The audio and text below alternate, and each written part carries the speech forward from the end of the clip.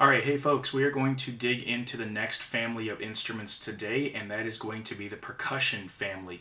So this is going to be a pretty unique family of instruments. It's going to have a lot of different things going on. So let's go ahead and dig in and see what this is all about. So the overview. The percussion family is one of the largest families in the band and orchestra. It's made up of dozens of different instruments. The instruments are going to fall into two smaller categories. They're going to either be pitched percussion or they're going to be unpitched percussion. So pitched percussion is referring to any percussion instrument that produces a specific pitch, which means that when I hit the bar or the tube or whatever else, it's going to produce a sound that I can 100% say, yes, I know that this is this letter name on the staff. Unpitched is going to be the opposite, that un meaning without. It has no set pitch. It is purposely ambiguous for what that pitch actually is, and we'll talk about which instruments fall into these subcategories in just a couple of minutes. So, playing a percussion instrument can be done a lot of different ways. So, a fun fact for those of us that don't know, the definition of percussion is the striking of one solid object with or against another object with some degree of force. So that's a really fancy way of saying that you're going to take a stick or a mallet and you are going to hit something else with that stick or mallet in order to produce a sound. The majority of the drums that we're going to speak about are played with sticks, and most of the barred percussion instruments are going to be played with some type of mallet, but we'll discuss which ones are which, what they use as we get into this. So the first subcategory we're going to talk about is pitched percussion, and it is any percussion instrument that plays a specific pitch when struck. There are many different types of instruments in this category, but they can often be split into two even smaller subcategories. We're talking about tubular percussion or barred percussion. So tubular percussion is an instrument that uses a tube of some variety to produce the sound. That's the primary mechanism that makes those sounds. Barred percussion is using some type of bar, usually made of either wood or metal, to produce the sound. Barred percussion instruments sometimes are referred to as keyboard percussion because they very closely resemble the keyboard of the piano. So they look very similar, and sometimes we refer to that as a keyboard percussion instrument. So getting into our barred instrument family right here, the subcategory rather, we are going to start with the xylophone. Now the xylophone is an instrument that you are most likely familiar with. However, the xylophones that we've played at school look a little bit different than the xylophone that you see on your screen right now. So what you're seeing is something called a concert xylophone. We usually play what's called Orff xylophones, and those are a little bit different, but they still produce roughly the same sounds. Xylophones are played with mallets, and usually you play them with two hands back and forth. Occasionally you can even use up to 4 mallets, and we'll see an example of that in a little while here. So the instrument of the xylophone is used in solo works, orchestras, and bands, and it comes in many different sizes. It kind of depends on the need of the music. Sometimes you can have a very large xylophone, other times you can have a little bit of a smaller one. The range of the instrument is going to kind of be determined by the size of the instrument. The larger the instrument, obviously, the larger the range is going to be. You can have more higher notes, you can have more lower notes, things like that. So we are going to hear what a xylophone is going to sound like here, and it's going to be Saint-Saëns' Carnival of the Animals. It features the xylophone pretty heavily in the one called Fossils. So let's take a listen to what that sounds like.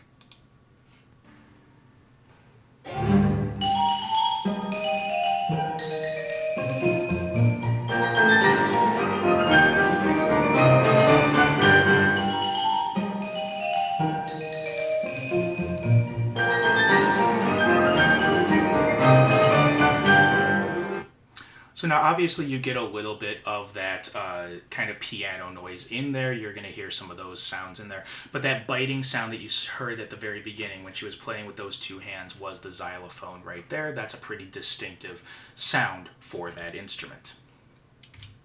So moving on here, the next instrument that we're going to have is called the vibraphone. So very similar to the xylophone, but it has a couple of key differences. So the vibraphone is one of the newest instruments in the percussion family. It was created somewhere in the neighborhood of the 1920s. It's become a popular instrument in both band and jazz. Now the unique part, what sets the vibraphone apart from the other percussion instruments, is the fact that it is motorized. So inside the tubing down here, these are just resonator tubes. It's not using the tubes to produce the sound. The sound is coming from the bars that are up on top here. Inside the tubes, though, there are these little fins that are attached to a long pipe and a motor. And what those do is that they cause the sound to begin to vibrate, which is what is called vibrato when we use that in music. So it's when the sound kind of does this little wiggle back and forth. So the motor spins the metal flaps. It creates waves in the sound, which cause it to produce vibrato. So you're going to hear that a little bit in this next one here. And let's take a listen. This is Clair de la Lune.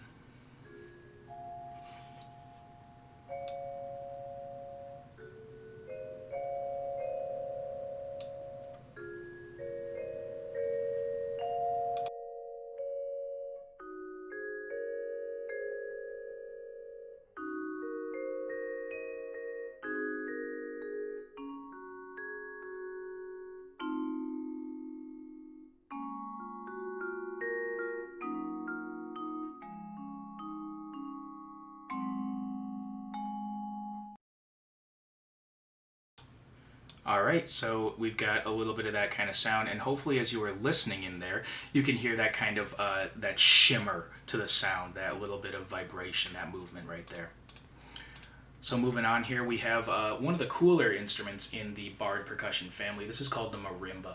The marimba is pitched lower than the xylophone and the vibraphone, and the bars are made of slightly softer wood, which gives it a kind of mellow, sort of more dark and round sort of sound. Typically speaking, you're going to play this with a softer mallet than you do the xylophone or the vibraphone, which is going to give it this really distinctive sort of sound. So we're going to hear this. It's John Cage's In a Landscape. Now this one, we're going to turn down the volume of the computer sounds here on this recording because this one can get a little bit resonant, a little bit boomy. So try to listen for those different sounds that are happening in the marimba part here, folks.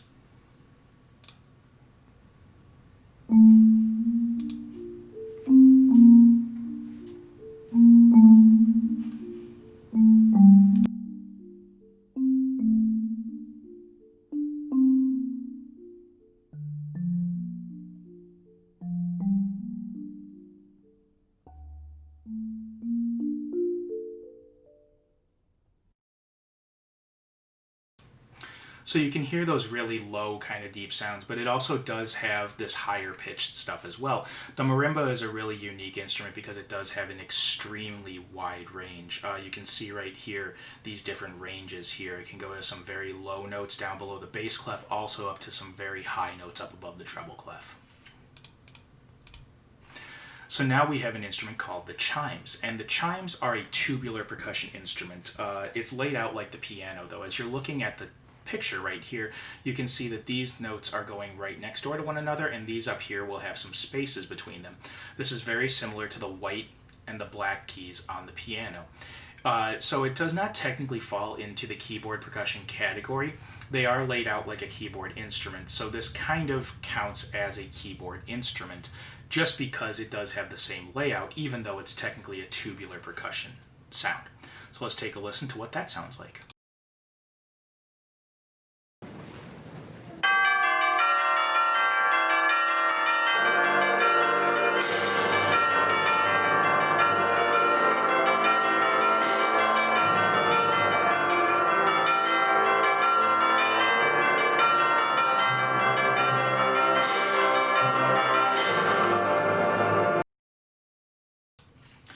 So the chimes right there, those tubular bells, sound very much kind of like if you were thinking of like a church bell or something like that. You might have heard the church bells in town sometimes. If you were out at recess and they happen to ring or somewhere else in town, you might be able to hear those. So it's a very similar sound to that, and it does add a whole lot to the band or orchestra as it is playing. So we're moving on to the next category here, which is unpitched percussion. So once again, unpitched refers to an instrument that does not have a definite pitch. When you strike it, there is not a single note that is produced. You can hear and name and be like, oh, it's a G, it's an A, whatever else.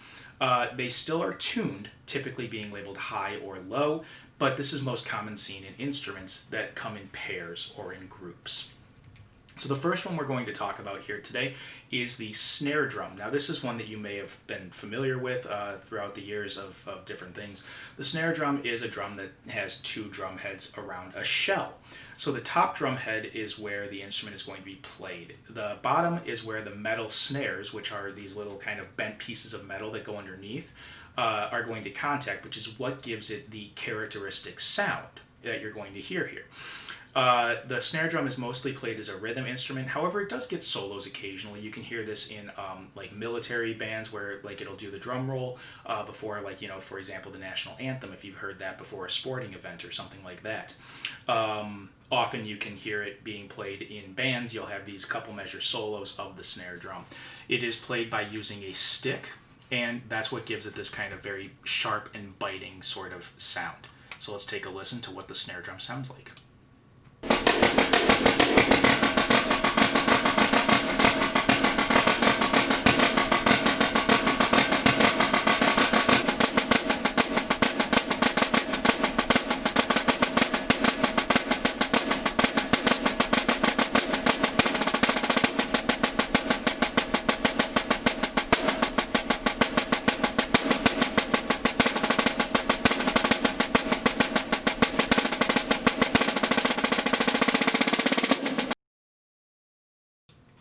So as you can hear in there, it does have some notes that it plays that are really short and sharp, and then it can roll, and it can make those more sustained sorts of tones. All of those, though, have that kind of bouncy sort of snare sound underneath it, which, like I said, is what gives it that characteristic sound. So moving on here, we have the very large bass drum. The bass drum is used to give the band or orchestra an extra boom. It's that kind of really low hit that you hear. Now, some of you are probably thinking of the bass drum of a drum set where you use your foot to play this. This is not the same instrument that we are talking about here. This bass drum is played by using a mallet, and you strike the bass drum with that mallet as opposed to using a kick with your foot to play that. So the bass drum rarely gets solos. Every once in a while it'll go solo where it's just this nice big boom where somebody gets to nail the bass drum and really give it this nice big full sound. However, I did find a bass drum solo for us to listen to, so we're going to hear a little bit of this. Especially this part right here that we're going to listen to is a rolling bass drum, so it gives you that really big full booming sound. You can get an idea of what the bass drum is going to sound like.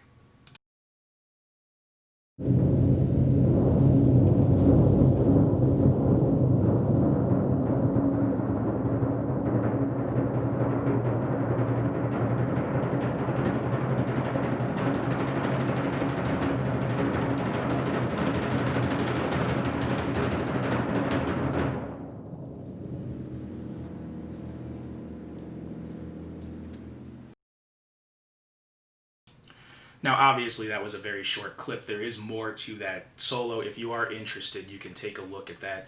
It's a Gabriel Prokofiev, kind of a weird name in there, but it's a concerto for bass drum. So if you are interested in hearing more of that, please feel free to listen to that.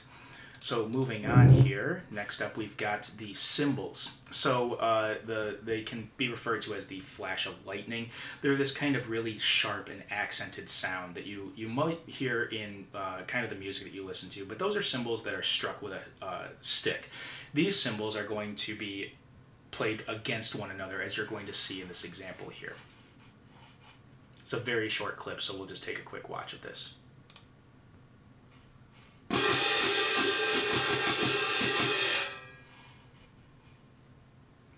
So it's a very short clip of what a cymbal sounds like. However, it does give you the general idea of what that's going to be in the band or orchestra. So the last instrument that we have to talk about here today is probably one of the coolest ones that are in the band and orchestra. Now, the timpani is a weird type of instrument because it is a drum, but it has pitches. Now, what we've learned already is that drums typically don't have a pitch because they're unpitched. But they kind of bridge the gap here, these timpani. It is going to have a specific pitch that you can tune it to. So the way it works is it's got this drum head stretched over the shell. And underneath, down at the bottom, you can kind of see it in the picture right down here, there is a foot pedal. And what that does is that is going to tighten or loosen the drum head, which is going to allow you to create certain pitches on the timpani. So the reason that they come in groups like this is because you can tune them each to different pitches. Now, the one you're going to see in the musical example right here, they have far more than 5. I think he's got a total of maybe like 7 or 8 drums spaced around him, but that's actually not super uncommon for a timpani. The interesting part is that one person is responsible for all of those drums. Now, it's not like one person per drum. If you are playing timpani, you are responsible for all 5 of those drums, playing the notes and things like that, which sounds really hard, but once you get used to it, it's a little bit easier than you think it is. So let's take a listen to this last one here, which is a timpani solo. I think it's called the Olympian. I forget who composed it, but it is a really cool solo. So let's take a listen to this.